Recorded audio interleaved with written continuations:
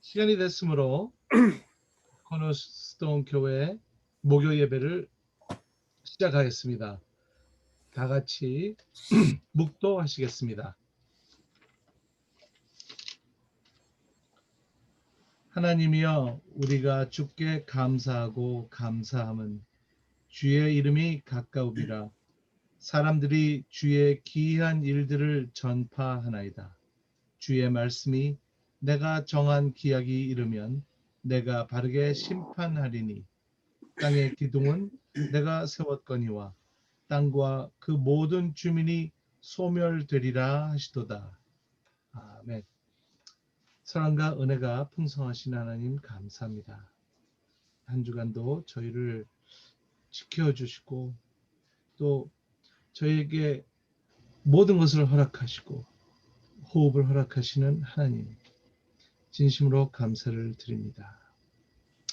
저희가 목요 예배에 저희가 나와 몸과 마음과 정성을 다해서 전을 쌓고 하나님께 경배하오니 하나님 흠양하여 주시옵시고 이 예배가 산 제사가 되게 하여 주시옵소서. 참석하지 못하는 교우들에게도 함께하여 주시옵시고 같은 은혜를 허락해 주시옵소서. 이제 시작하는 시간이 오니 마치는 시간까지 홀로 영광 받아 주시옵시고 이 시간을 다 주장하여 주시옵소서. 감사드리며 예수님 이름으로 기도드리옵나이다. 아멘. 이제 찬송 515장 찬송 515장 다 같이 찬송하시겠습니다.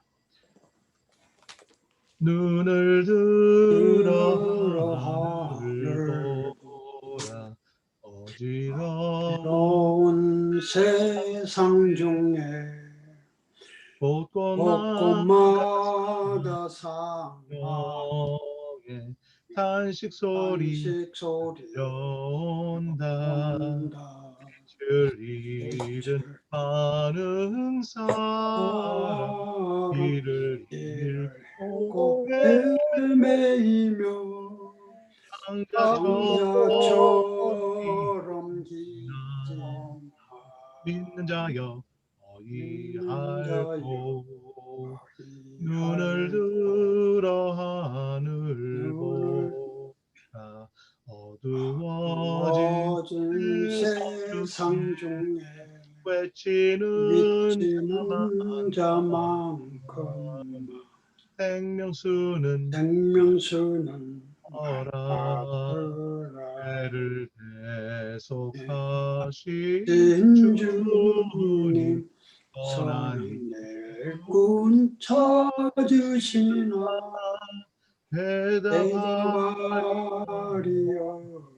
대답하리이나 믿는 자여 어이할고 눈을 들어 하늘 보라 살아계신 주 하나님 약한 자를 부르시리 하늘 뜻을 하셨다 생명수 홀로 예수 저물로 나중이라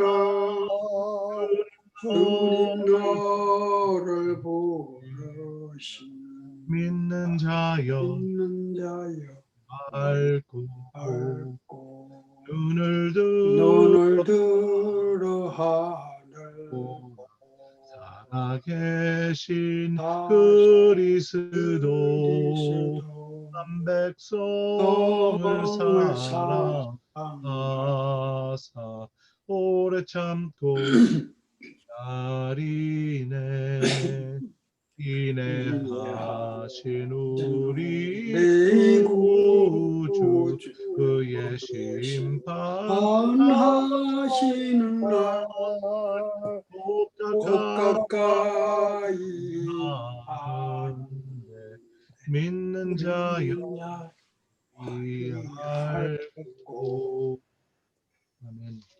539장 이어서 부르시겠습니다. 539장.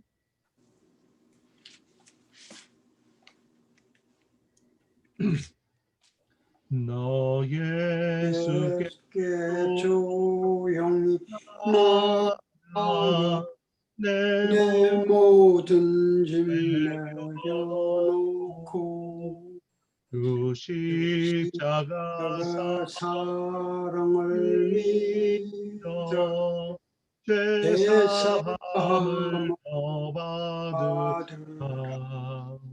주 주의 조용히 나아가 내 내 마음을 마음을 쏟아놓으라.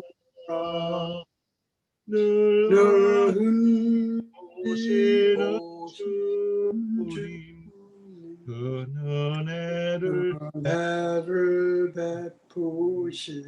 그 예수의 은혜를 믿어 내 슬픔이 없어지 사랑하여 내 이웃을 받은 것 사랑하여 너 받은 것 그저 주라.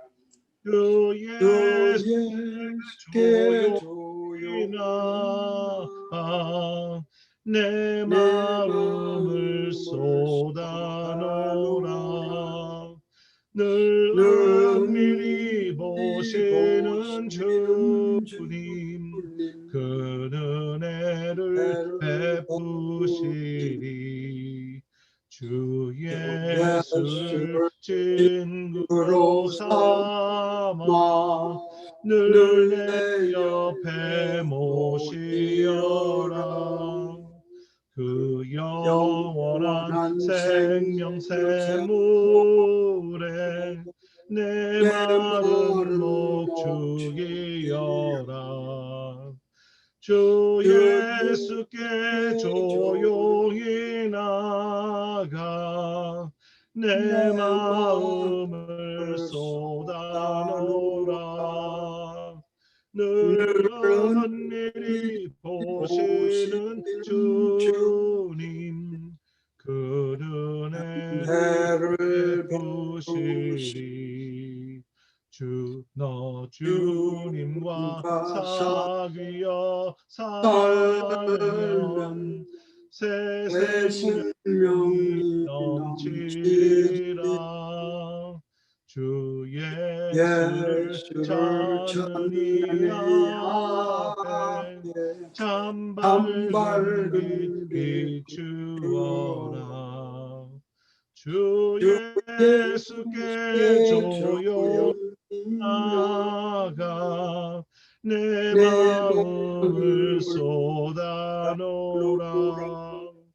늘 은밀히 보시는 주님 큰 은혜를 베푸시리. 아멘. 저희를 대표해서 폴정 집사님께서 기도해 주시겠습니다. 기도드리겠습니다. 생사와 복을 주관하시는 창조자 여호와 하나님, 우리에게 아버지 되어 주심을 참으로 감사드립니다. 또한 아버지 앞에 오늘 저희들이 나와서 예배 드리며 경배하게 하여 주시니 감사합니다. 저희들의 예배를 받아 주셨고 약속하신 복을 내려 주시되 건강한 복을 주시옵고 코로나 바이러스로부터 해방되는 복을 주시옵고 일용할 양식이 풍성한 복을 주시옵고 예수 이름으로 이웃을 생각하고 기도하고 도울 수 있는 복을 주시옵소서. 십자가의 도를 실천할 수 있는 복을 주시옵소서. 아버지 하나님이여, 저희들이 드린 예배가 우리들만 흡족한 예배가 되지 말게 하옵시고 여기 참석하지 못한 우리 식구들도 하나님 기억하여 주시사 다음에는 참석할 수 있도록 하나님 복을 내려 주시옵소서. 아버지 코너스톤 교회를 기억하시고 늘 지켜보아 주시옵소서. 저희들 식구들이 예수 없이는 못 산다고 고백하며 하나님 앞에 간구하는 삶이 지속되게 하옵시고 감사하는 삶이 지속되게 하여 주시옵소서. 담임 목사님, 아버지 한국에 나와서 아버지 하나님의 일을 행사하고 계시는데 아버지와는 형통하게 하여 주셔서 잘 이루어 마치게 하시고 귀국할 수 있도록 도와주시옵고 그간에 코너스톤 교회도 하나님 지켜보아 주시옵소서. 힘을 주시옵고 예수 그리스도 은혜로 기뻐하며 살아갈 수 있는 코너스톤 교인들이 되게 하여 주시옵소서. 이 지구상에서 예수 그리스도로 구원받은 하나님의 백성 어디 있든지 하나님의 자녀들 어디 있든지 기억하시옵고 일용할 양식을 풍성하게 하시고 영육간의 건강함 주시되 특별히 북한과 중동 땅에 있는 압자에 있는 하나님이여 하나님의 백성 지켜보아여 주시옵소서.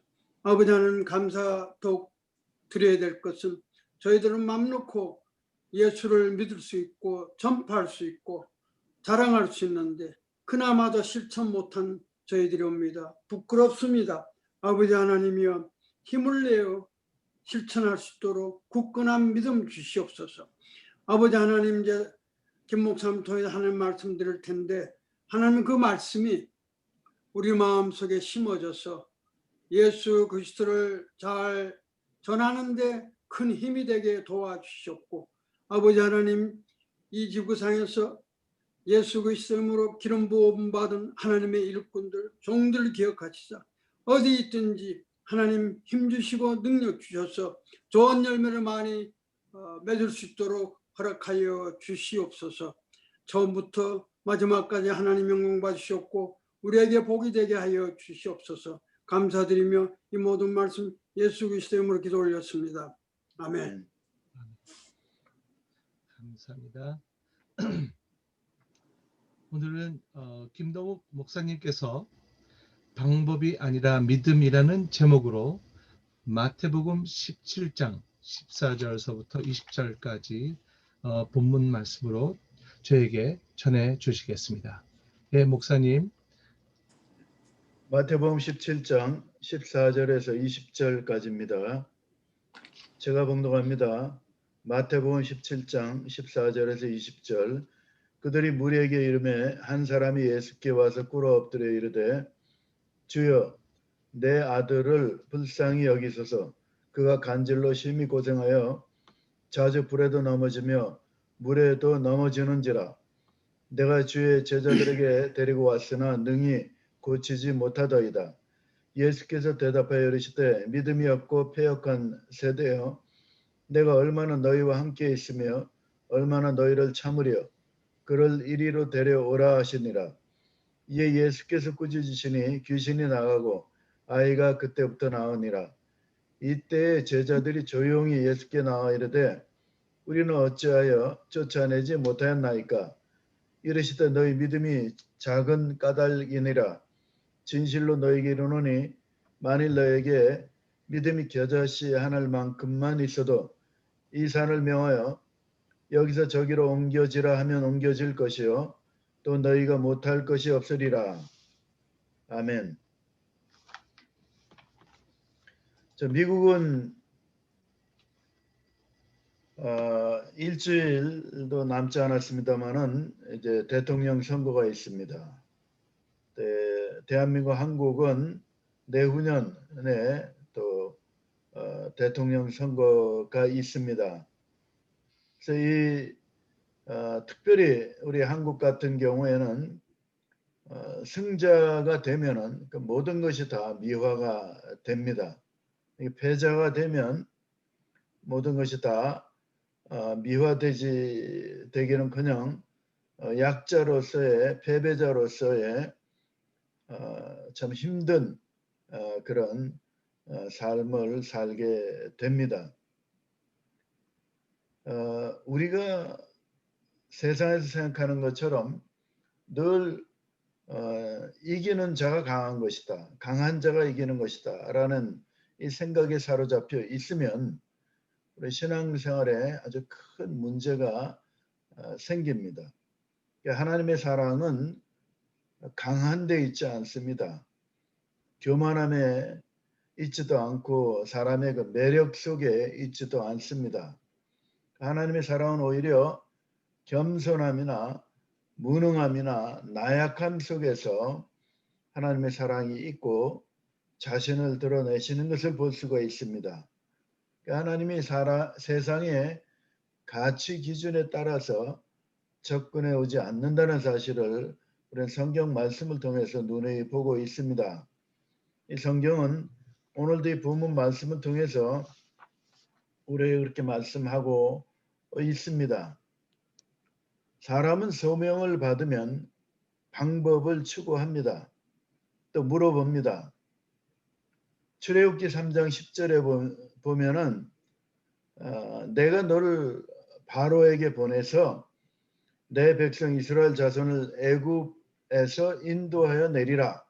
그렇게 말씀하십니다.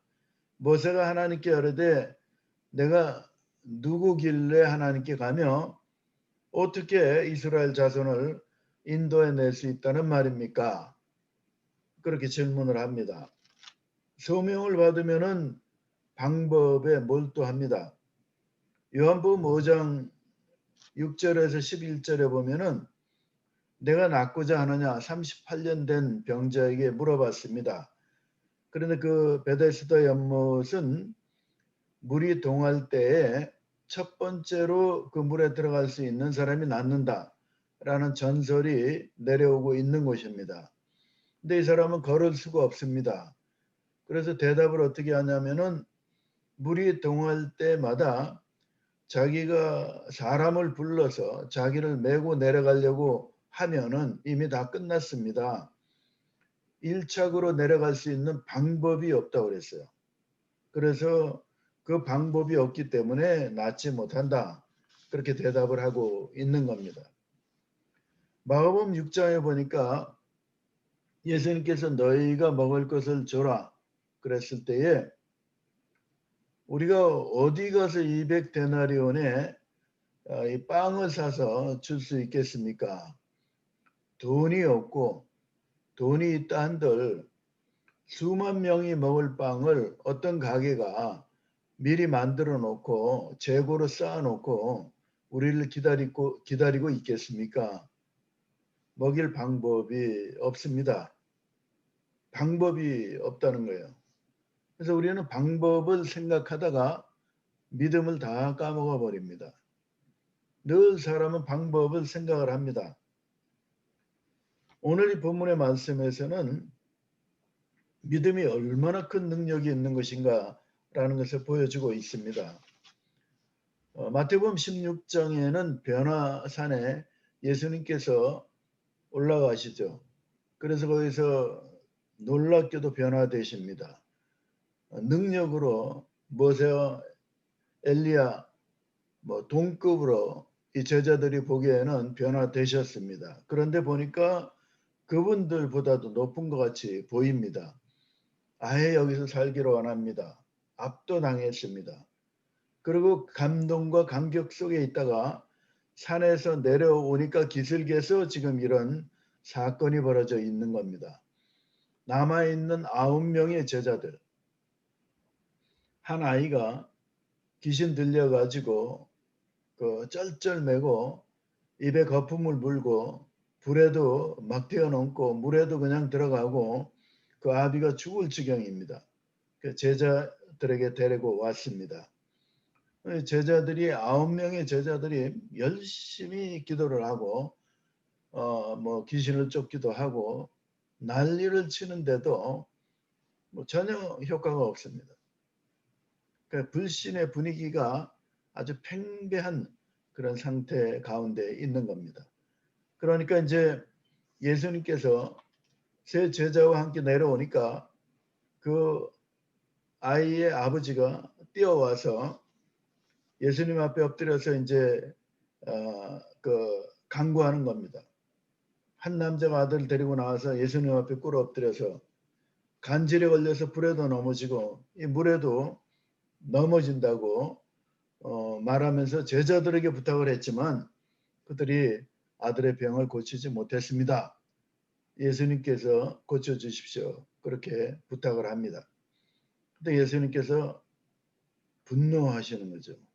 예수님께서 아픈 자를 데리고 와서 예수님 앞에 엎드려서 부탁을 하면은 예수님께서 이렇게 분노하시는 적이 거의 없습니다. 그런데 여기에 믿음이 없고 패역한 세대요. 내가 얼마나 너희와 함께 있으며 얼마나 너희를 참으려 그렇게 분개하십니다. 왜 이렇게 분노하시는가? 예수님께서 병 고쳐 달라는데 왜 이렇게 분노하시는가? 그러니까 믿음이 없는 그 분위기 때문에 그러시는 겁니다. 지금까지 자기 아들을 고쳐달라고 9명의 제자가 그렇게 붙들고 노력하는 가운데 그 주위에 서기관들, 바리새인들, 군중들이 다 쳐다보고 있습니다. 그러면 그렇지. 저들이 뭐 한다고 하면서 조소하는 웃음소리, 비웃음소리, 조롱하는 소리, 불신의 분위기가 아주 가득 차 있는 그 모습을 주님께서 보신 겁니다. 마가복음 9장에는 똑같은 이 내용이 이런 표현으로 되어 있습니다. 할 수 있거든 뭐 좀 해보십시오. 아예 그 아비가 그렇게 말을 합니다. 그랬더니 할 수 있거든 이게 무슨 말이냐? 믿는 자에게는 능치 못할 일이 없다 그랬어요. 그것이 예수님께서 분노하신 가운데 대답하신 말씀입니다. 병을 고쳤어요. 그 제자들이 조용히 다른 사람이 보지 않는 저녁 시간이었을 건지 그건 잘 모르겠습니다. 아니면 한적한 곳에 갔을 때에 예수님께 그런 질문을 했습니다. 왜 우리는 고치지 못했습니까? 하는 질문입니다. 다시 말하면 어떻게 하면 고칠 수 있는 겁니까? 라는 질문입니다. 고치는 모습을 보면 굉장히 강한 것으로 보입니다. 스트롱하게 보이고 능력 있게 보입니다. 당연히 그렇습니다. 지금 오늘날도 마찬가지입니다. 예수님의 대답은 정 다른 데 있다는 사실을 오늘 이 본문 말씀에서 우리에게 보여주고 있는 겁니다. 우리는 어떤 일이 일어나고 어떤 상황이 발생하면 how를 찾습니다. 어떻게 해야지 하는 걸 찾습니다. how가 다 나쁘다는 게 아닙니다.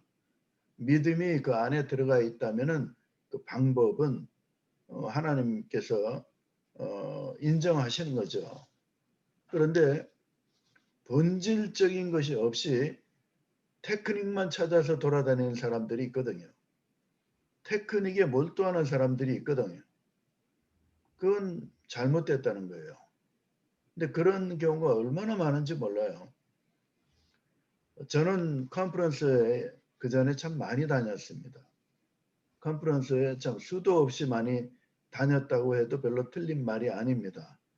꽤 오랜 기간 동안 저는 컨퍼런스를 다녔습니다.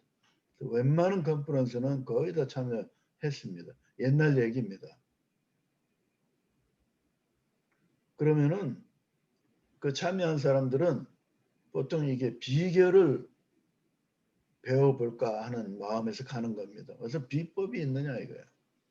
어떻게 저런 일이 일어나냐 이거예요.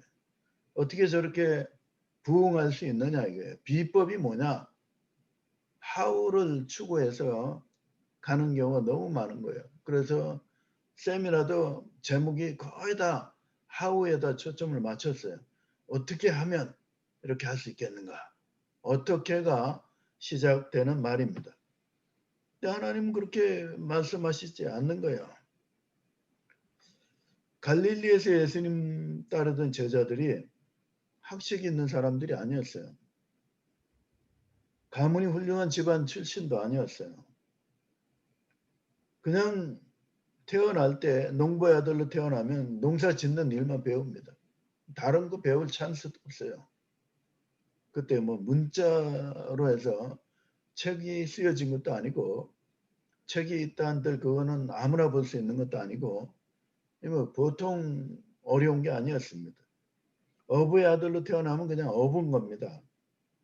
배울 일이 없습니다. 그런데 예수님께서 그 무지를 탓하신 적이 한 번도 없어요. 출신 성분을 가지고 말씀하신 적도 없어요. 그런데 예수님께서 강하게 질책하신 그런 적이 있는데 그것은 바로 믿음과 연관되어 있는 겁니다. 마태복음 8장에 보면은 폭풍을 잠잠케 하신 후에 뭐라고 말씀하시냐면 너희 믿음이 없느냐, 너희 믿음이 어디 있느냐 이렇게 책망하셨습니다. 누가복음 8장에서도 그렇게 말씀하고 있습니다. 예수님이 분노를 느끼시면서 믿음이 없고 패역한 세대, 패역하다는 말은 삐뚤어진 세대다 이 말입니다. 곧바른 세대가 아닙니다. 똑바른 세대가 아니에요. 삐뚤어진 세대, 현대도 마찬가지인 것 같습니다. 얼마나 너희를 참으리요. 그렇게 탄식하십니다. 그 나무라시는 그 이유가 뭐냐 이게. 그래서 이 NIV 성경에 보면은 so little faith라고는 말을 썼어요. 아주 뭐 거의 없는 믿음을 질책하셨습니다. 마가복음 9장에서 너희가 무엇을 저희와 변론하고 있느냐?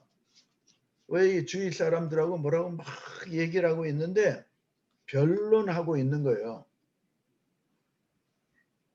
불신앙과 조롱이 팽배한 그 분위기 속에서 땀을 뻘뻘 흘려도 귀신은 나가지 않고 쫓아도 나가지 않고 바리새인 서기관들의 조롱거리가 되고 있는 겁니다. 모든 방법을 다 동원한 것 같은데 차도가 없습니다.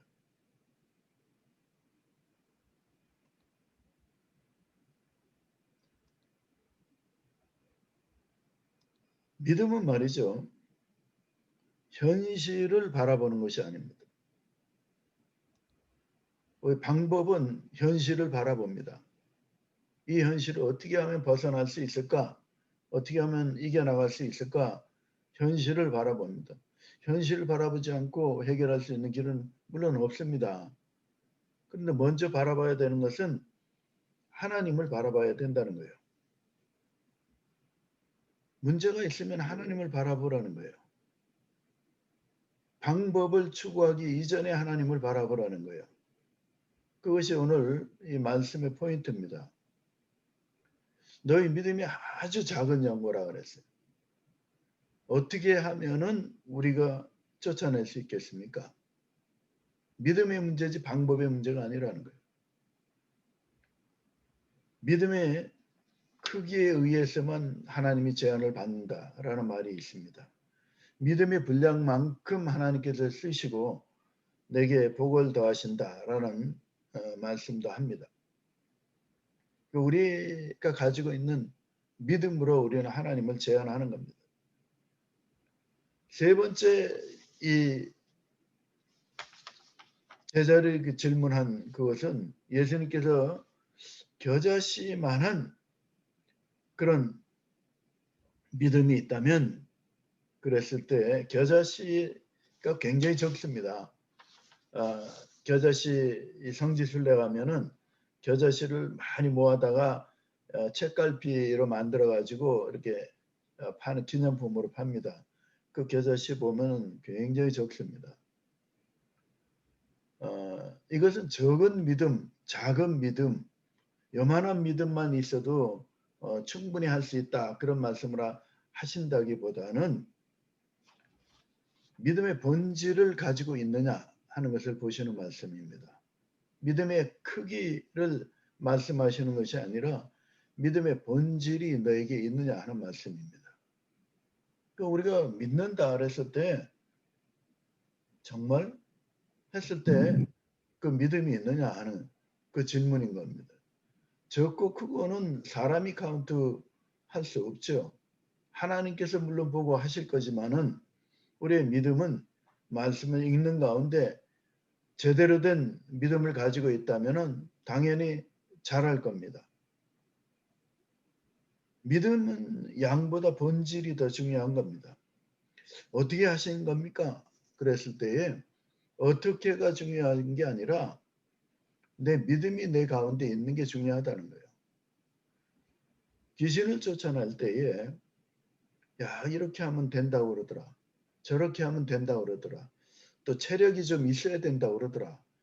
아무래도 그거 뭐 용을 쓰고 또 큰 소리를 치고 해야 되니까 제가 옛날에 어떤 세미나를 가니까 귀신 쫓는 사람은 고기를 많이 먹어야 됩니다 그러더라고요. 그래서 제가 깜짝 놀래가지고 그 얘기 들으면서 이런 황당한 얘기하는 사람도 있구나 네 그랬어요. 그 이유가 뭐냐면은 축사를 하는데 용을 쓰고 밤새 할 수도 있는 거니까 체력이 좋아야 된다는 거예요. 실제로 있었던 일입니다. 그리고 고기를 좀 먹어야 된다는 거예요. 그래서 내가 이거 참 잘못 왔구나. 그때 그렇게 탄식한 적이 있어요. 육신적인 게 아니거든요. 육적인 것이 아니거든. 영적인 영역이거든요. 영적인 영역의 일을 갖다가 육신적인 영역으로 해결하려고 하는 것은 말이 되질 않습니다. 우리가 어떤 테크닉을 가지고 어떤 기술을 가지고 하는 것이 아니라는 얘기죠. 그거는 다른 세계의 얘기입니다. 우리는 엉뚱한 세계의 얘기를 가지고 얘기를 하고 있는 겁니다. 목이 마르면은 물을 마셔야죠. 배가 고프면은 음식을 먹어야죠. 배가 고픈데 금을 갖다 준들 배가 부르겠습니까? 그게 무슨 소용이 있습니까? 적용하는 게 전혀 다른 거예요. 그런데 우리는 어떤 일이 있으면은 그 다른 방법이 맞지도 않고 대응하는 거가 효과도 없는 걸 가지고 머리를 쓰고 몰두하고 있다는 거예요. 그래서 우리의 모습이라는 겁니다. 그래서 우리는 방법을 찾습니다. 그 방법이 그래서 대개의 경우는 맞지 않습니다. 마귀를 이기는 것은 하나님 말씀으로만 가능합니다. 하나님 말씀으로 이기는 겁니다. 예수 이름으로 이기는 거죠. 다른 길이 없죠. 그러면은 그 안에 믿음이 있는 사람이 해야 되는 일이죠. 테크닉으로 할 수 있는 일이 아닙니다. 어떻게 이게 가능합니까? 라고 하는 물어야 되는 이슈가 아닌 겁니다. 이건 본질적인 영역이죠. 다른 얘기입니다. 그래서 마가복음 16장에는 이런 말씀을 합니다. 믿는 자에게는 이런 표적이 따를 것이다. 내 이름으로 귀신을 쫓아낸다. 이게 믿는 자라는 말은 예수 그리스도를 믿는 사람이라는 얘기입니다. 구원의 확신이 있는 사람 얘기입니다. 하나님의 사람 얘기입니다. 그러니까 그럼 나 예수 믿는 사람인데 그럼 어떤 방법으로 하죠? 고민할 필요가 없는 거예요. 성경 말씀대로 가면 되는 것입니다. 야고보서 5장에 보면은 믿음의 기도는 병든 자를 구원한다고 그랬습니다. 그렇게 선포하고 있는 겁니다. 그러니까 믿음이 있어야 믿음의 기도를 할 수 있다는 얘기입니다. 의인의 강구, 역사하는 힘이 많다 그렇게 말씀하고 있습니다. 교회는 해야 될 일이 있지 않습니까? 무엇을 해야 되느냐 하면은 예수님께서 우리의 구원주이심을 선포하는 일을 해야 됩니다. 구원주이심을 선포하는 그 일을 하면은 우리 가운데 믿음이 자랍니다. 왜냐하면 예수 그리스도의 말씀을 우리가 듣고 배우기 때문에 그렇습니다. 우리의 믿음은 예수 그리스도의 말씀을 들음으로 믿음이 생긴다고 말씀하고 있습니다. 제자들은 그렇게 질문을 합니다. 우리는 왜 쫓아내지 못했습니까? 우리는 왜 고치지 못했습니까? 우리는 왜 그것이 되지 않았습니까? 조용히 예수님께 질문하면서 창피한 겁니다. 여러 사람 있는 데서 그 질문하기에는 좀 창피한 겁니다. 그래서 조용히 예수님께 질문을 했습니다. 그 예수님의 대답은 간략했습니다. 너희 믿음이 없는 것 때문에 그랬다는 거예요. 너희가 겨자씨만한 본질적인 믿음을 가지고 있다면은 이 지금 이 사는 명에서 들리어 바다에 빠져라 이렇게 명령을 하면은 그대로 된다는 겁니다. 믿음의 능력이 있다는 것이죠. 믿음의 능력이 있는 것을 믿는 여러분들 되시길 바랍니다.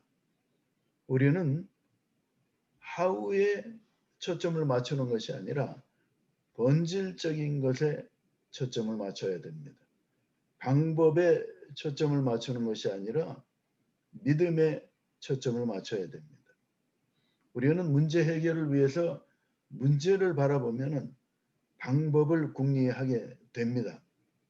방법을 궁리하면 믿음이 떠나게 좀 희미하게 되는 것을 느낄 수가 있습니다. 제가 마지막으로 제 경험을 좀 말씀드리겠습니다. 저는 신유에 대해서 관심이 많았고 거기에 대한 사역을 오랫동안 해왔습니다.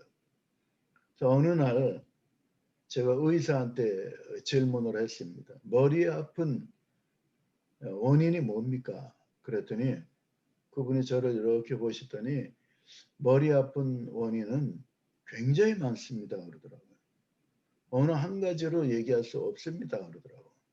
그래서 제가 생각을 좀 하다가 잘 알겠습니다 하고 돌아와서는 의학 백과사전 같은 걸 하나 샀어요. 그래서 이게 머리가 왜 아픈 거지? 하고 이렇게 들여다보기 시작을 했습니다. 그랬더니 그걸 들여다보고 그 문제를 이렇게 핀포인트하는 그 설명을 이렇게 쭉 읽으면서 하나 느낀 게 있어요. 머리 아플 수밖에 없구나. 이거 해결하려고 그러면은 이렇게 해서 이런 약을 먹어야 되고 이런 걸 치료할 수 있는 이런 단계를 밟아야 되겠구나. 저는 의술을 무시하는 게 절대로 아닙니다. 저도 약을 먹는 사람입니다. 근데 오해하지 마시고요. 그런 생각이 들어가지고 그 다음부터 두통 있는 사람을 위해서 이렇게 아픈 사람을 기도하는데 이게 혹시 내가 그때 책에서 본 이러이러한 원인으로 만약에 아픈 거라 그러면은 이런 거를 해결해야 될 텐데 라는 그런 방법적인 생각이 막 들어오기 시작을 했어요. 그런 이후부터 기도가 잘 안 되더라고요. 기도보다는 약 먹어야 되는 거 아니야? 하는 생각부터 막 들더라고요. 약을 먹어야 됩니다. 저는 그 반대하는 사람이 아닙니다. 근데 그런 그 방법을 추구하다 보니까 저는 목회자인 저로서 그런 사역을 한 사람으로서 기도할 때에 하나님을 바라볼 수 있는 그런 강도하고 방법을 찾는 강도가 서로 이렇게 컨플릭트가 일어나는 것을 느낀 적이 있었습니다. 하나님께서는 성경 말씀을 통해서 우리에게 말씀하시는 것은 방법보다 믿음을 찾아라 그렇게 말씀합니다. 우리가 무지의 길로 가는 것인가 라는 반문을 할 수 있습니다. 저는 무지의 길로 가는 걸 원치 않습니다. 알아야 되는 건 알아야 되겠죠. 그렇지만은 하나님이 하시는 일은 우리의 아는 지식을 뛰어넘는 경우가 많거든요. 그것을 넘어가는 경우가 너무 많습니다. 그것을 겸허한 마음으로 경외하는 마음으로 하나님을 의지하는 것이죠. 그리고 방법도 추구해야 된다고 저는 생각합니다. 그러나 하나님 믿는 믿음이 우선할 때에 모든 것이 합력해서 선을 이루시는 하나님의 역사가 일어나는 것을 믿습니다.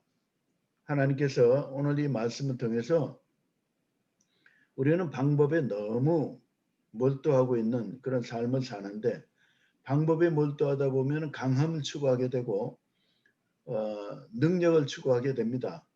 근데 하나님께서 우리를 바라보실 때 하나님이 우리를 바라보시는 그 면은 하나님을 의지하면서의 연약함, 무능함 이런 쪽을 높이 보시지 하나님께서 너는 강하니까 내가 쓰겠다. 너는 똑똑하니까 내가 쓰겠다.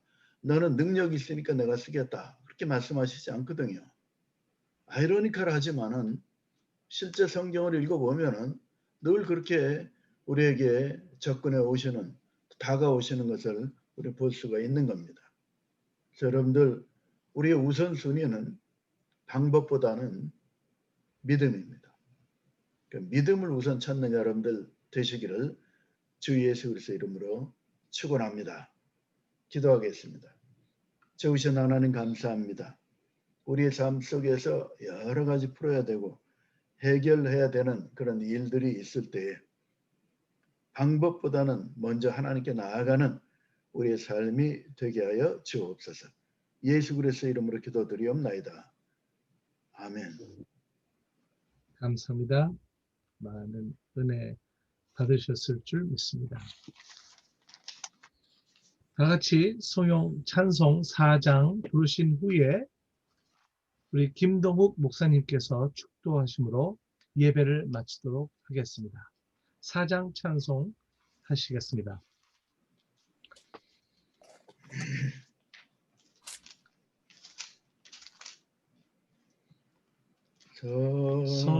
성자와 성령 영원히 영광 받으러